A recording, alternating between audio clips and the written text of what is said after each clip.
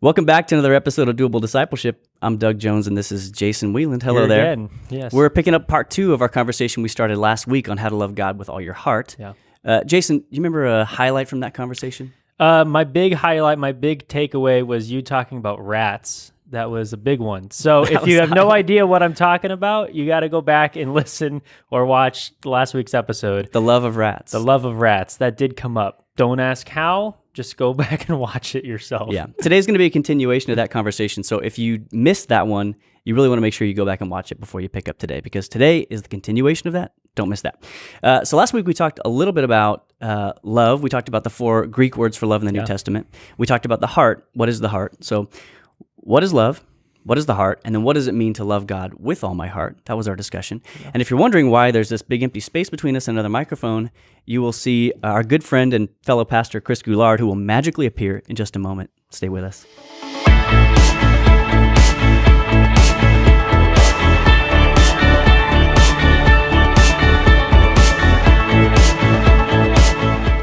And here he is, Chris Goulard.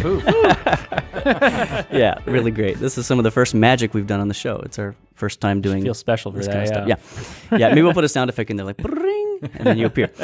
Chris, tell us a little bit about who you are, your role here at Saddleback, so we can understand you. Okay. Well, my wife Jen and I moved out here about 20 years ago, as a matter of fact, and just started attending Saddleback, and like a lot of people, sort of gotten involved with the church, got involved with a small group, started figuring out how to serve. And as a guy that was in the financial services industry, a lot of people were saying, hey, why don't you figure out how to help people with financial stuff? And so I actually started what we now look at as our financial ministries as a volunteer, and did that for a number of years, and then eventually came on staff about 13 years ago. Wow. So Saddleback has been a real fun journey for me. Yeah. Coming on staff in order to really lead the financial ministries has been just an incredible journey, and now I get to help other churches do it and stuff like that too, so it's fun. Yeah. Could you say a little bit about just your own personal stewardship journey? I mean, I've heard a little bit of it before because you teach in Class 201 and because we know each other kind of personally, but can you just share kind of what the story arc has been for you? Yeah. Without getting too long with it, I mean, to me, this story started ultimately as at Saddleback, when I really got challenged even with the concept of tithing. And, you know, I was always told that Christians should be generous and we should give and stuff like that, but nobody had ever even taught me about the concept of tithing. Yeah.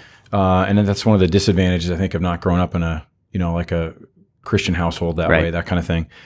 And so I really dug into scriptures. In fact, it goes back to my first taking 201 about 20 years ago. And Tom Holliday, who was teaching that section at the time, and I just was like, wow, this is really crazy. I've never heard this before, and started digging into the scriptures myself. And that kind of led me onto the journey of, all right, what does the scripture really say? What does that mean? And what does it mean to me? And so as I began to really dig into that and recognize that, okay, this concept of tithing is biblical. It's really what the word says. Yeah, I can't talk myself out of it. It's kind of like, okay, my excuses are really getting thin here. Yeah. So I started tithing, and to me, that was just a step in the journey. One of the things that a lot of people like to say is that, you know, tithing is not the finish line, it's the starting line. Yeah. And for me, that's kind of what it was, because it sort of challenged me, and I think it really became a step of obedience of, you know, we accept Christ at some point, and then we figure out how to turn over different aspects of our lives to Him over time. Whether that's your marriage and your parenting and your career and all these other things. For me, money was one of those things later in the journey, I guess, and I guess that's pretty typical as well. Yeah. But tithing was a big step in learning how to do that. And then once I got that, it was like, okay, how do I help others to really understand that they are a steward and how to manage things better? Like, how do you really become a better steward? Yeah. So that's maybe just one point in the journey, but it was a very significant one for me. You touched on something really important. You said that you gradually surrendered different parts of your life over to Him, and you talked about how tithing is not the finish line. Can you just, like, while we're in the early part of the conversation, what's the high level? Like, if you boil it down, what is the finish line in your mind? Oh, that's great. Ooh, that's a big question. And it's a good question. To me, stewardship is part of a discipleship journey like any other part of discipleship. And what I would say is that I think most Christians start out with the mindset that's more like the world's, and that is, I own it, it's mine, I've earned it, and I can basically determine what happens with it. Yeah. So in other words, I'm just an owner. It's my stuff. Right. And so I think from there we go to what I would call sort of an obligated owner, which is then more like, hey, I own it. It's my stuff. But yeah, I probably ought to give some back. I probably ought to share some with others. You know, the Bible talks about taking care of other folks and being generous. So yeah, I probably ought to do some of that. And then, so there's the idea that I ought to do something with some of that. And then I think it goes to more of a question of an obedient owner. An obedient owner was more like somebody, which is where I was when I first learned how to tithe. And it was like, okay, I'm doing this, I'm tithing. It's a great step in obedience, but I'm doing it really out of obedience. And it's more like a sense of, okay, God has 10%, I have the 90. The 90 is still mine, but I'm going to give him his 10. I'm going to be obedient with that. Yeah. You know, I'm checking my box. And I think in the church a lot of the time, we look at that as the finish line rather than like an earlier point, because we pat people on the back when they're tithing and we say, hey, look what you're doing. This is great. And it is great. And it is a great step, but it is by no means the end of the journey. To me, from that stage to really what I would call a, you know, kind of a love-inspired steward who really recognizes that everything that I have comes from God and belongs to God. My job is to steward that. Yeah. And whether that means God's calling me to give 10% or whether he's calling me to give 90%, whatever that is, I'm doing it based on what he's asking me to do. Like I'm seeking first his kingdom, his righteousness, and his direction. And I'm going to do what he asked me to do, regardless of what that percentage is. It's not about the math. It's really about following the direction of the master. Yeah. And that to me becomes, okay, now I recognize it's his, it's not mine, and I'm going to do what he wants me to do because ultimately he's my boss. Right. That's good. I love Thanks. that phrase. I love inspired steward. I Yeah. think that's really helpful for everybody who's listening, who was here with us last week and gets into that conversation of heart. It's like, oh yeah, love inspired steward. Yeah. That makes a lot of sense and speaks to in my opinion, speaks to me. I just love that concept. Now I'm curious, as your role as pastor of stewardship, you do the financial ministries and stuff like that, but you also oversee the Peace Center. Yeah. So how does that play into stewardship and this concept of loving God with all your heart? Oh, great. Yeah, it's interesting. A lot of times people kind of go, hey, these are two totally different things, but there is a significant connection because stewardship isn't just about money. It's really about our whole lives. And you guys talked about that last week. Yeah. Because one of the things that I get a front row seat. My office is actually right in the food pantry. Yeah. So I get to see. You have a window to the food pantry. Right? Yeah, literally. People are stocking shelves this morning and all that kind of stuff. It was super cool. And so I just see that going on outside my office all the time. But to me, it's a constant reminder that we have very generous people in our church who give their time, who give their energy, who give their love, their emotions, and are very generous lives. They live generous lives beyond just the financial stuff. Yeah. And I think the financial is a very important thing. Jesus talked more about money than really almost any other topic. So we can't leave that off the table. But what I find is sometimes people find it easier to be generous with one thing than another. So there's some people that feel like, hey, I'm happy to give money, but I just don't have time. I'm really busy. Yeah. And then there's other people who are like, hey, I don't have a lot of money, but I can give time. And the truth is we're supposed to be generous with both. It's not one or the other. And so one of the things that Pastor Rick says, whichever ones you're challenged with, like whichever one comes harder for you is the one you really need to work on. Yeah. Because that's usually indicator of something going on in the heart. Yeah. And so last week when you guys talked about Matthew 6:21, where your treasure is, your heart will be also. I really think we start with the head. So you kind of choose to invest your treasure, whether that's time, talents, or physical money, or whatever it might be. You choose to invest it, and naturally your heart is going to engage more after that.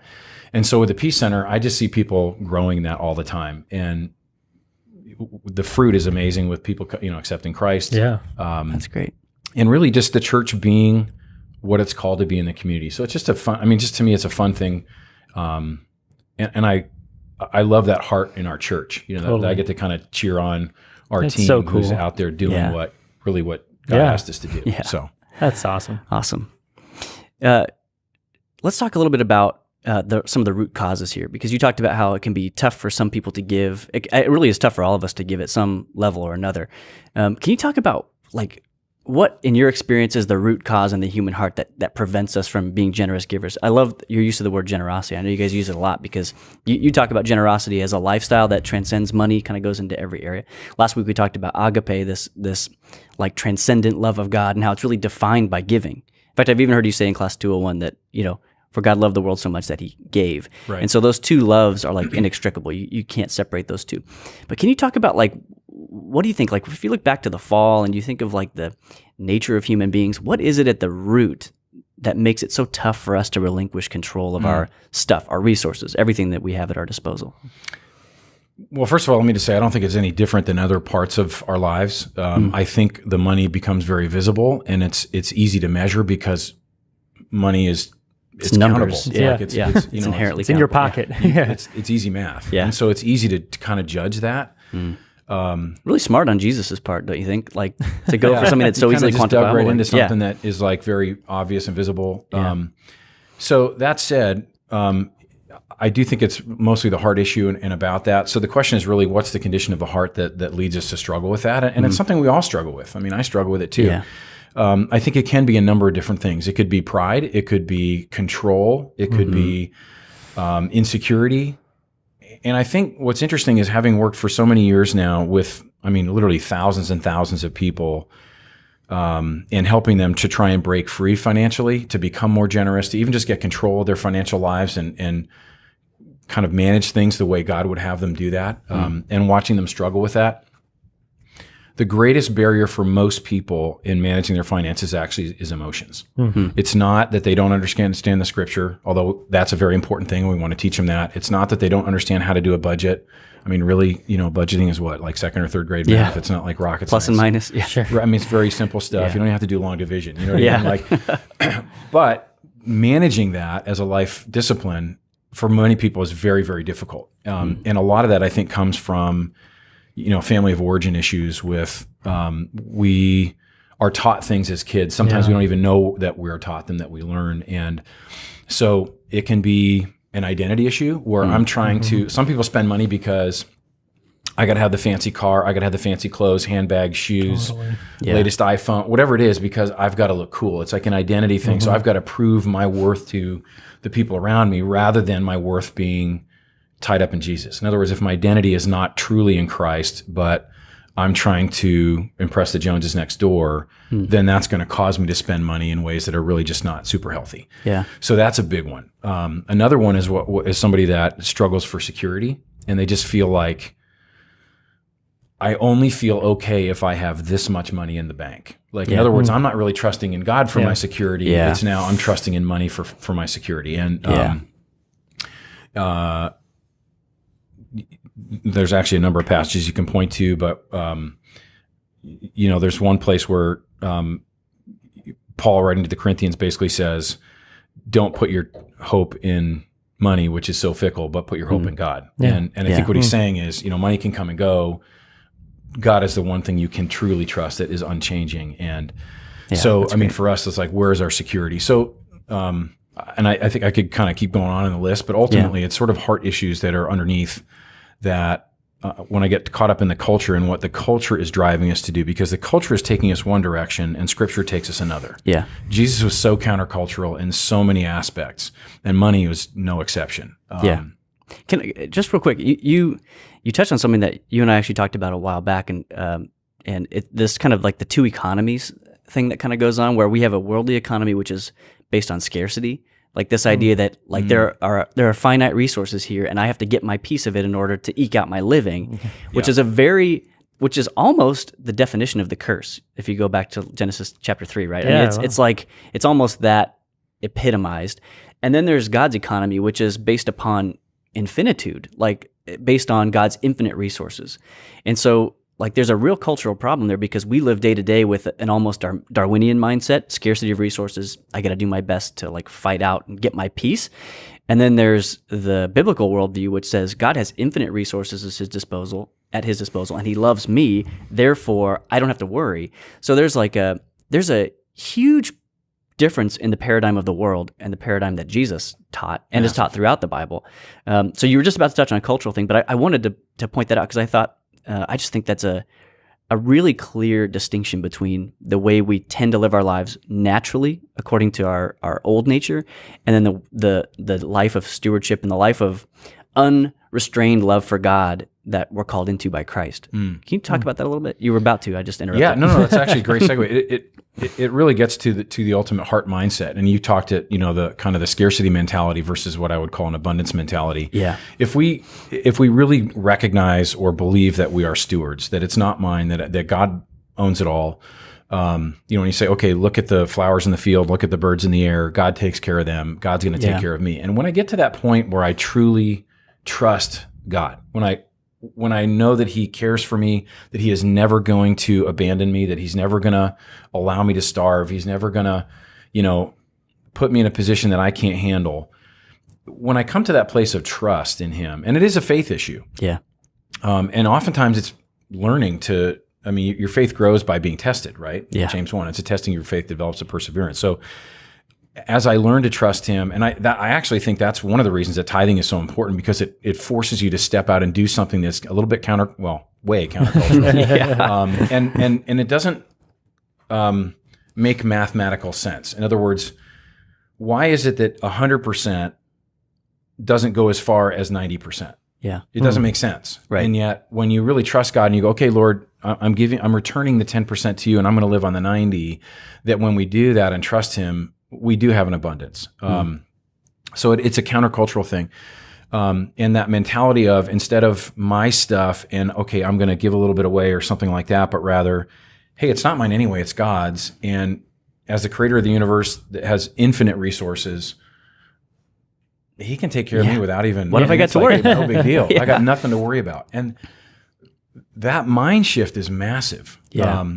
Because it really affects every aspect of your life, how you live your life. It's easier said than done. I mean, it's easy to look at the Bible and be like, well, yeah, Jesus is trustworthy and he's telling us these things, so just do it. But then you splat against the reality of your day-to-day life. And you're like, oh my gosh, this is it's not like you can just have one eureka moment and then your whole stewardship mindset has changed forever and the condition of your heart changes. It's like you almost have to overcome that battle each and every day. Yeah. But then it does get easier with time. I mean, you do your faith.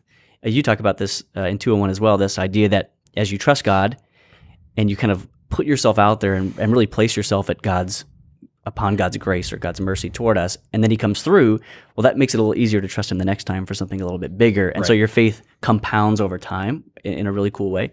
But that's a long way down the journey. Like, it's tough to sometimes get over those initial hurdles. Honestly, I don't think we ever get there. I mean, I look at, there are some giants of the faith where you look at and you go, wow, I wish I could be like that. Yeah, right? they make it look easy. and they kind of make it look easy. Yeah. Like Paul, and you can kind of go down the list. Yeah. And yet I know I struggle with this every day. And I'm teaching it, and it's something that I care deeply about. Yeah. And I know that I haven't arrived yet. So it's something that I know the world still pulls on me. There's still struggles that way. But to me in my journey, I have to continually go, all right, Lord, this is yours. Mm-hmm. It's not mine. And how would you have me manage it? What would you have me do with it? And it's like the rich young ruler when he came to Jesus, and Jesus basically, he kind of knew what his heart issue was, right? So it's not prescriptive for us. Almost everyone's heart issue too. Well, but I just want to be careful because it's not prescriptive. It's not like he's telling all of us to do that. But he basically said, hey, sell all your possessions, give them to the poor, and then come and follow me. And the guy went away sad because he couldn't do that. He just can't do that. He basically got sniped by Jesus, like right in his soft spot. Yeah. And you kind of look at that and you go, oh man, that just hurts. But like, how much am I like that? Where if Jesus said, hey, give away your house, could I do that? Because do I really look at it, is it my house or is it his house? Because if I really believe it's his house and he tells me to give it away, not that it would be easy, but I should be able to do that. Yeah. This brings me to my next question. Can I have your house? Well, you don't look like Jesus. It's the whole reason Doug brought you on the show. I've just been building to that. Oh, good stuff. So I just, it's one of those things that I think we're always on the journey, and it gets to the heart attitude. It gets to that, we talked about Matthew 6:21, and right after it, a couple verses later, is Matthew 6:24, that you can't serve two masters. Yeah. And as Christians, of course, we have money, we use money. It's God's money, but it's there and it's a tool. Yeah. But really, Jesus is saying only one can have first place. Right. And if we're going to chase after what the world puts in front of us, if we're going to go for materialism, if we're going to want more and more stuff, if that's what our focus is going to be, we really can't have God in the center of our life at the same time. We got to choose one or the other. Yeah. And that's a constant battle. To me, it's like, I keep going, okay, Jesus, I'm going to have you in the middle. I'm going to put you on the altar, and have you be the focus. But the truth is the money's constantly trying to crawl on the altar and, take that spot. Yeah. I think, we talked about this a little bit earlier, and I just wanted to hit on it again because I think it is so important, is, as we talk about stewardship and all this stuff, it's not just stuff. It's not just money. It's not just saying like, sell your possession, is that kind of thing. It's the heart issue, which can speak to more than just money and riches and stuff like that. Especially something like time, I think is a huge one. And like, so it's being able to be interruptible, I think that's good. is a big one as we talk about stewardship, because so many of us, I know I'm guilty of this constantly, have stuff that they want to do. And it's like, okay, here's my plan. I have this schedule. I want to follow it. I'm working on this or whatever. But being a steward and loving God with all your heart could mean stopping for the conversation with somebody who's hurting and stuff like that. I think that, so would you touch on that a little bit more too, especially as it comes to the Peace Center? Because I know almost firsthand, because my wife worked at the Peace Center, that's a big deal over there too. Yeah, it is. And it's the same thing, just a different mode, different medium, value, valuable, I guess you could say. Because I think we intrinsically know money has value, and people recognize time is very valuable. Yeah. And if I only have so much time, we all have 24 hours in a day, right? And how I manage that is really significant and important. But I can become stingy with my time too. Yeah. And if generosity is an attitude of the heart, it very much applies to money, but it also applies to our time. And I think it applies to our energy. It applies, there's so many things, like if somebody's really generous with their time, they treat people differently. Yeah. And that doesn't mean you're careless with your time, right? I mean, just like if you're generous with your money, that doesn't mean you don't care about it. It doesn't mean you're not careful with it. Yeah. Quite the opposite, because in order to be generous, you have to manage it well.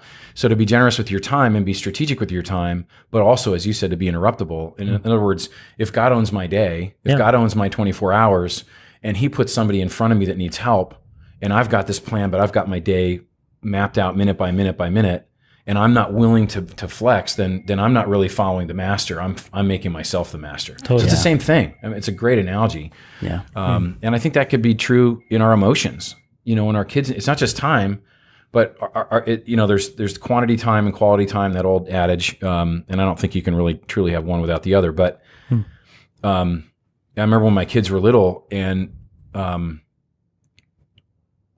have to say, as a dad, I was not as interruptible as I would like to have been. Sure. And that's one of the things, if I could go back and kind of redo things, I would love to be more interruptible for my kids. And Doug, you're listening? Yeah, that's a good word. There you go, good word. I got a 3-year-old who's just like right there. And you take as much time as you But they absorb stuff, and you go, and I've got I got 2 teenage boys, and they're awesome. They're awesome kids. But to go back and be like, wow, if not just time, but to like meet their emotional needs in a different way. And I think as I've grown personally in that time as well, that's just something that I wish I'd been more generous with my emotions with the boys. Because I think to raise emotionally mature men, you can't do that if you're emotionally immature, and you can't do that if you're emotionally stingy as well. And so it's just one of those things where I kind of look back and go, wow, that I wish I'd could have a do-over on that one. Yeah, leading by example too, I think, is a big thing as we talk about a doable discipleship, name of the podcast or whatever. It's, it's living it out, and that other people can see that, and emulate. I think that's a big thing as we talk about. Now, as I said, name of the podcast, a doable discipleship. So we want to get into some practical, nitty-gritty stuff, because I think the people at home or in the car are going like, this is all great. How can I start on this journey? What's the first few steps I can take? So do you have a crawl, walk, run type steps that you could give us and stuff like that? That'd be awesome. Yeah, and I'll start with a few, because I think for most people, if they hear a run step, they're just never going to get there. It's going to be intimidating. So let me start with a few crawls that I think actually are easy to do, but they're easier said than done still. Yeah. One of which is literally every day, wake up and go, Lord, what would you have me do with my time, my energy, and my money today?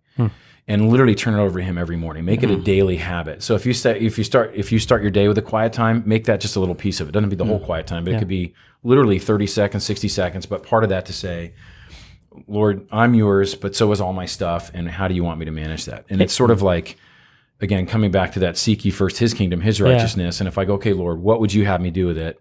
Then I'm going to be kind of opening myself up every day for God to come in and speak to me. And I think at the same time, like you're starting your day by actually living it out. You are giving that chunk of your time to God. So you're already, starting Even the strong. moment it took you to pray that prayer is a moment you surrendered to him and gave him control of. Yeah. So I think that's just a really easy, simple thing. Again, sounds easy, but the truth is the habit of doing that sometimes, that's gotta not build an the easy habit, thing necessarily. Yeah. But I would say still a crawl step, easy thing to do. I think that's one thing, just making it real simple. When you come down to the finances, any one of our financial classes could really help you along that journey. And there's some really basic things. One is just really starting to get a basic hold of your finances. So tracking where everything goes, developing a spending plan. Stop the bleeding. Well, if you don't know where your money's going, you're never going to have a manageable plan. I don't like the B word, budget, because most people, when they think of budget, they kind of think of like adding things up at the end of the month, which technically that's not what a budget is. A budget really should be at the beginning of the month, planning it so you know where it's going to go before the month happens. But developing a spending plan, I think, is really a significant thing. There's lots of tools. If you go to saddleback.com/personal finances, we have classes, we have stuff on like videos on the website. There's things you can do that I think would give you some easy tools to do that and starting to get a hold of that. We've got individual classes, at least at many of the campuses, but especially here at Lake Forest, we've got financial coaching, stuff like that. So there's just a kind of a few basic things if you need help.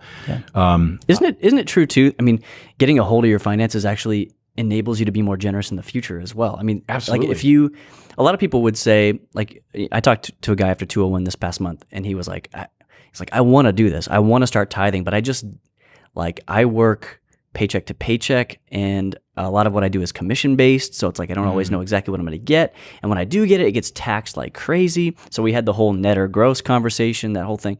But I think there are a lot of people who would say, I would love to do this. I would like to be obedient in this way, but I just don't have the money there. And I think we're probably, well, I'll let you answer this. Probably two answers to the question. One would be, we're commanded to rise to this level of obedience that we're called to trust God with our money, and that sometimes it can feel like that's impossible at the start.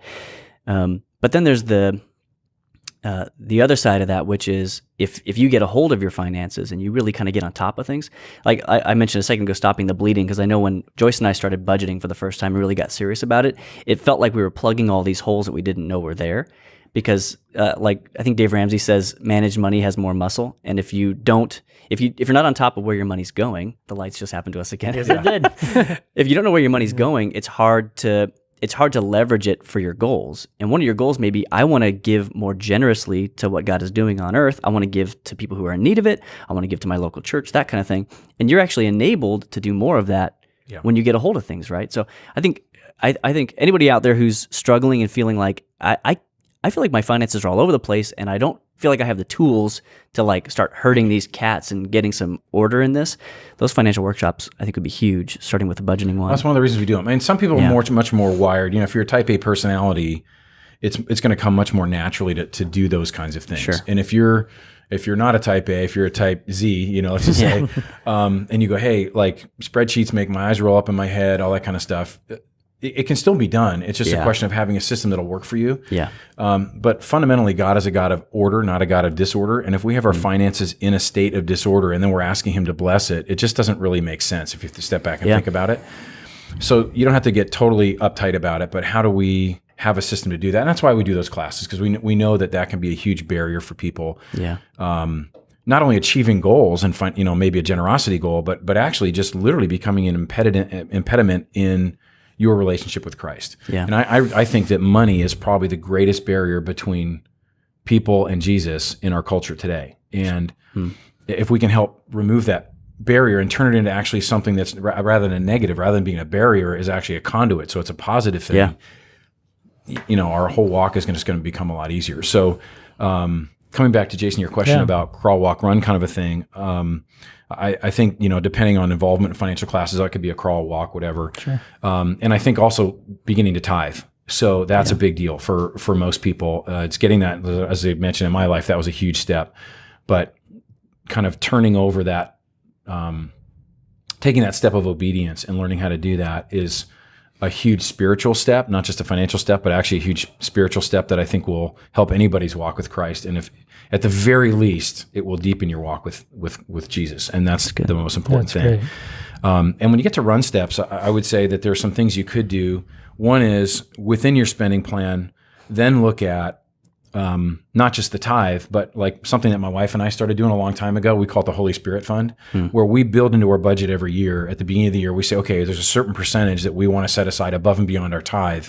And it can vary. I mean, it can vary year to year, kind of depending what we feel like God's calling us to do. And we may not even know where. It's not like we're saying, okay, here's an extra 5% and here's what it's going to. Yeah. It could be here's 5%, but we do this intentionally because if God asks us, in June, Sure. God goes, hey, this is what I want you to do, and we've already spent it all, then it's not going to be there. Yeah. But if we go, okay, here, we're allocating in addition to our tithe, we're allocating something, we're going to set it aside, and then God goes, here's where I want you to give it. We've got it set aside, and it's all of a sudden like, all right, Lord, great, we can do that. And there's great joy in being able to do that. That's a great expression of your love for God and for others too. I mean, to me, that's a way of saying that I don't just care enough to react when you call me, but I actually care enough to proactively plan for this. That I care enough about you and what you're doing on earth, talking, conversation with God, that I'm going to actually set something aside in advance so I can make sure I'm available for that. And then, of course, you remain open to God saying, yeah, but I want you to give twice that instead, or that kind of crazy thing. Well, but, And you expect God to use planning. it too, yeah. Yeah, no, and that's the thing. You're setting yourself up to be usable. Yeah. Right. Whether that's at the beginning of the day, a woman that I used to work with that I just love this, and I challenged her with it years ago, and she just did it in such a way that was so winsome. But every morning she would wake up and say, Lord, I don't know what you're asking me to do today, but the answer is yes. That's great. And so she would just start her day by going, God, whatever you ask me to do today, the answer is yes. So cool. And as her manager, I remember challenging her with stuff, and she'd be like, she'd heard that look in her face like, oh, I don't know, I've never done that before. But she'd go, okay, I already said yes. I already told God yes, so I can't say no to you. You know what I mean? Like that kind of thing. And God, I just watched God work in her life in these tremendous ways because of that attitude of the heart of just being willing to do whatever God asked her to do. So I think if we kind of set our finances up in that way that we're willing to do whatever God asks us to do, it could change the world. I mean, ultimately, when you say like, what's an Acts 2 church look like or an Acts 4 church, that kind of thing, that's how they lived. Yeah. And I just think that that's kind of a cool picture. So. That's great. Yeah. Go read Acts 2. Do it right away. So we talked about time some. We've talked about treasure. Let's close with just I think a quick conversation on somebody who maybe says, yeah, I try to be attentive with my time and I try to be conscious about that. And I've already been living the lifestyle of obedience in giving God my finances. What about the person that maybe is struggling or hasn't entered into that, what we might call the ministry realm or the service realm, where they're saying, I'm not just going to give my money away. I'm willing to actually give my energy, my abilities, these other less quantifiable resources that God has given us and that has placed at our disposal. What should that person do? I mean, you're on the 301 team, which is all about ministry here as well, but what would you say to that person? Oh boy, because they're out there. Things. They are. There's lots of them. There's a friend of mine. In fact, I'm having a call with him later today. He lives on the East Coast. He's a multimillionaire, very successful business guy. And I look at some of the stuff that he's done with his life, and yes, he's made some tremendous kingdom investments with his money. I mean, he's very, very generous individual that way. But he also takes the time and he will mentor boys in his community, and he takes the time to do that. And he's a really busy guy. But when you kind of look at him living out his life in love, and like what does that look like? What does it look like to live as a fully devoted follower of Jesus? Oh, yeah. And it's not just financial, but here's a guy that's really busy, that probably has more excuses than most people about, I don't have time for that or whatever. Sure. And yet I watch him and he carves out time, and he has made some really significant impact on you can just like look at specific individuals that he has kind of mentored and chosen to invest in. That's awesome. So that's something that, any business leader could do if you just take a young guy and go, hey, kind of come alongside. Let me just meet with you once every week or two and have a cup of coffee or something like that. And we kind of just do life with you. Yeah. And he's done that with, young guys in the foster system and that kind of stuff. And it's just amazing. That's great. So it's just a kind of an example, but I think they could be small things, but sometimes those small things can become really big things. And then there's those who really feel called into doing something, what I'd call like a ministry assignment, a kingdom, like a kingdom builder mentality of, hey, God is calling me outside of maybe the professional or business world to do something significant. And we've seen that around here with the Peace Plan, where people just kind of dig in a way that you just go, wow, God is doing something there. And they are just on fire. And maybe they just go, God's calling me to do something tremendous in, Rwanda or, pick a corner, pick a country, like whatever, and God is just kind of lighting them up to do something, and you see their passion come out and all that kind of stuff, and they can bring their talents as a business person to bear in the ministry world, because as part of the body of Christ, we're all more effective when we use the skills God's given us and the talents. And when I see people that are really high capacity, highly effective leaders and deploying those skills, not just in the business world, but actually in the ministry world, and you go, that is what makes the church great, is when you see that happen. So I just would challenge anybody to just find a spot that you kind of feel like, hey, this would be fun to do, or start with that and go with it. Push the boundaries of your comfort zone a little bit. Yeah. I just want to touch on something. Is you said a passion, like you talked about people's passion being just clear and evident as they served, as they did these things. As we wrap up this conversation on loving God with all your heart, like, hello, that's that's pretty clear. Yeah. So, what we're talking about is, if you start to do these things in your life, not only will you be doing something, that the scripture says to do, but your love for God, your passion for his ministry will grow. Absolutely. I think that's a big thing. Yeah, that's a great point. Yeah. Oh man, we could go on and on, but let's not. Let's just have you on again in a future episode. Yeah. Really, really glad you joined us today. Thanks, Chris. Thanks for having me. Yeah, thanks, Chris. Appreciate it. All right. You watching or listening, thanks for tuning in. We'll see you next time. If you're a podcast listener and you enjoyed this episode, consider giving us a rating or a review on iTunes. If you do, you'll help other people find us in the future. And if you're thinking, hey, listening's great, but is there a way I can watch these episodes? Yeah, there is. Subscribe to the Saddleback Church YouTube channel for video versions of these conversations, plus lots of other video content. And if you're already watching us on YouTube, subscribe to the podcast so you can listen in the car or wherever else you go. Lastly, you can always get in touch with us by emailing maturity@saddleback.com. Send us your thoughts, send us your questions, your Bible questions, your life questions, whatever. Who knows? Your question just might inspire an upcoming episode. Thanks again for tuning in to Doable Discipleship. I'm Doug Jones, and I hope you'll join us again next week.